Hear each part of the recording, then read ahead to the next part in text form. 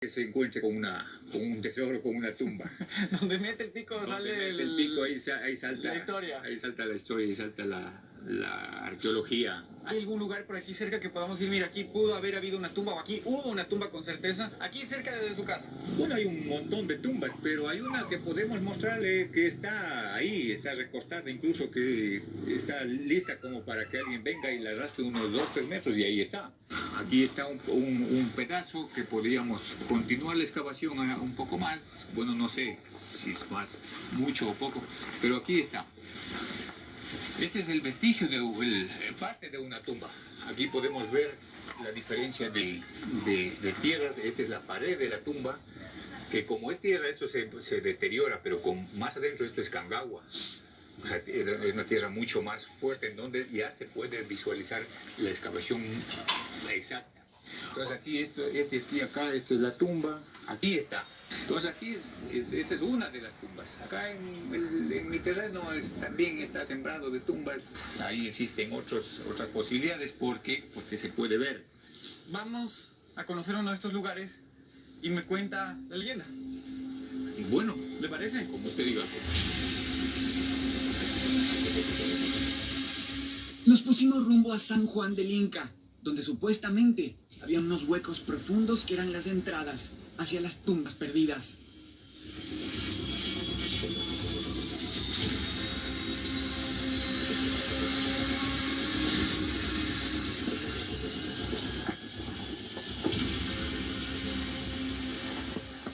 Qué vista impresionante, ¿no? Todos esos sectores son llenos de riquezas arqueológicas. ¿Y la huaca? ¿El huaquero? El huaquero era una especie de saqueador un poco más antiguo. Vigilaba por las noches, hacían una vigilia desde las lomas para verificar dónde quemaban los tesoros, para posteriormente ir a hacer la excavación. Entonces a ellos les llamábamos nosotros huaqueros. A ver, eso me suena interesante. ¿Qué es esto de la flama, de la llama, del...? A ver, se dice que donde hay un tesoro por las noches, sale un fuego, sale una llama, pero fundamentalmente esa llama sale en la noche del 3 de mayo. Entonces los huaqueros tienen como tradición vigilar o pernoctar o pasarse la noche en las lomas más altas, en los miradores. Es decir, los huaqueros se paran en las puntas de las lomas del 3 de mayo. La noche del 3 de mayo. A ver si aparece la flama por ahí, porque seguro en ese lugar hay un tesoro. Ahí está un tesoro, ahí van a acabar. De esto que vemos al frente, ¿dónde se pudo haber sacado un tesoro, por ejemplo? Allá en el sector del frente, donde está bastante verde. Aquí, por ejemplo, posiblemente estuvieron buscando alguna cosa. O sea que todos estos huecos que vemos es de gente que empezó a cavar para ver qué encuentra. Exactamente. ¿Y cómo se sabe dónde hay cómo se sabe si excavo aquí y no 10 metros más allá? Bueno, la gente parece que ya tienen un poco de experiencia, incluso han llegado a reducir las formas de los entierros. Porque hay alguien que dice que las tumbas están ubicadas de tal posición de que de aquí toman una medida hacia cualquier lado y ahí más o menos está. ¿Y estas tumbas que están bajo nuestros pies son tumbas que estaban relacionadas con alguna jerarquía en estas tribus? La jerarquía o la riqueza del muerto estaba en función de la profundidad de las tumbas. Seguro lo que se sacó de aquí era de valor. Seguro lo que se sacó de aquí de valor. En ciertos sectores existen tesoros, existe metal, existe oro, existe plata. Mientras nos acercamos a estas tumbas, pienso en mi ídolo, en Indiana Jones. Aunque me cueste aceptarlo, él representa a un huaquero, a un cazafortunas. Yo tengo que ver las excavaciones hechas por huaqueros antiguos, pero sin dejar de recordar los mitos de muerte por gases y, por supuesto, la ley que dice que sacar piezas patrimoniales es ilícito, lo que significaba que las paredes podían venirse abajo en cualquier momento. Aquí están las huellas de las herramientas que utilizaron anteriormente nuestros antepasados, pero podemos ver de que no son como las que ahorita podemos hacer con herramientas metálicas. ¿Cómo fue lo que encontraste? En la propiedad donde yo trabajo, yo tenía un cultivo de ciclo corto en donde tenía entablado el riego. Entonces la humedad había de alguna forma resquebrajado el techo de una tumba.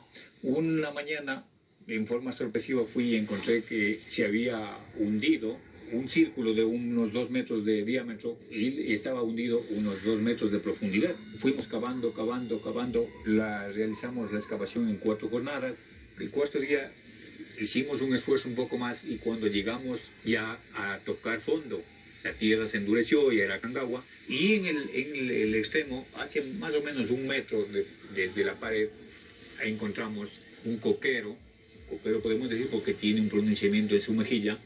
A los costados del coquero estaban 2 vasijas. ¿Y cómo es ese coquero? ¿Me puedes mostrar? Ya, claro, por supuesto, vamos a ver el coquero que lo sacamos. Aquí está sentado. Tiene un cachete más inflado, ¿no? Claro, por eso dicen los entendidos que este es un coquero, porque aquí la mejilla, el cachete izquierdo está más inflado. Esa es la evidencia de que está con la bola de... Mordiendo cocas. ¿Y qué sientes tú con él? ¿Qué significa? ¿Qué representa para ti? Bueno, este es mi abuelo, mi antepasado. Mucha gente me ha dicho que podía aprovecharlo económicamente, pero más importante para mí es tenerlo. Esto es lo que he podido encontrar de mi pasado, de nuestros antepasados.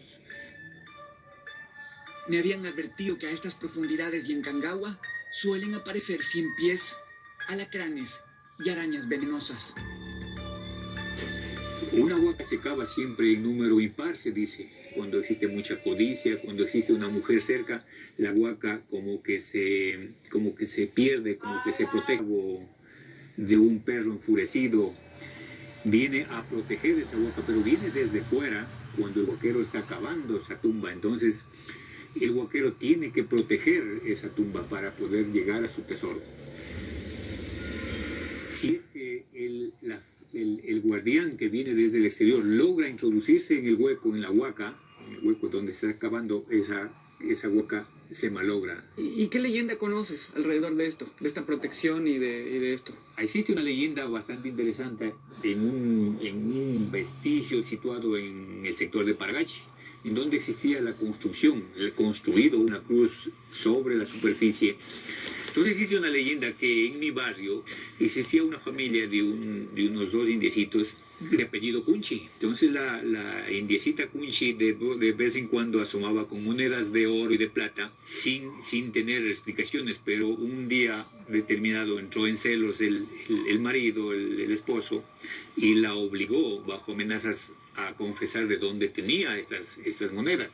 Entonces ella, del temor, del miedo de su esposo enfurecido, le contó que por uno de los brazos de la cruz de Paragachi existe una entrada, en cuya entrada está una serpiente inmensa, coqueteándose con el que pasa, y si es que tiene el valor de seguirla, ella lo conduce hacia el interior, en donde va a encontrarse con un rey petrificado ahí, a sus lados 2 perros gigantes, también petrificados, y al frente de ellos estaban 2 montones de monedas de oro y de plata. Sobre ellos había un recipiente, un pilche, cuyo objeto era la medida para que cualquier beneficiario tome esa medida y nada más. Porque si tomaba más, la codicia lo dominaba, y esos perros cobraban vida y se lo devoraban. Entonces no volvían nunca más. El indio Cunchi le llegó un poco de codicia, de ambición, y bueno, se fue hacia donde su esposa le contó y ingresó. Pero al ver tanta riqueza, la ambición lo transformó y no hizo caso a la recomendación de su esposa. Y tomó más de la medida, llenó sus sacos. Pero ahí es donde los perros cobraron vida y lo devoraron, entonces él no volvió nunca más. Sin darnos cuenta, la tarde empezó a caer. Daniel me advirtió que esa hora, la del ocaso, no es recomendable para salir. Se nos había pasado la hora. Me dijo que debíamos quedarnos dentro de la cueva hasta que aclare. Estas fueron horas muy largas. Luego salimos cuidadosamente. Me sentí feliz de poder ver la luz del sol otra vez. Estaba impresionado con lo que había visto adentro. Y en mi cabeza no dejaba de pensar en los guardianes de las tumbas. No he creído en esas cosas, pero realmente me siento mal, con un poco de náuseas y con ganas de respirar otro aire. Pero increíble.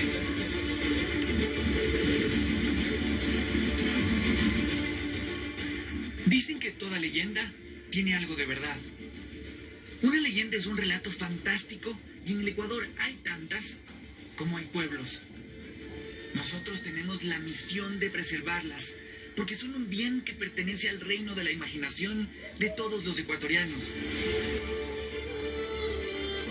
Pimampiro en Imbabura tiene todo para ser un destino de aventura y de encontrarse con el pasado. Las visitas a sus plantaciones de dulces tomates, la hermosa familia de osos de anteojos, el columpio y el canopy gigante. Además del gran potencial turístico, si se aprovechan todas estas excavaciones hechas en las tumbas por los huaqueros en la década de los 70. Si vences los miedos, ábrete a sentir.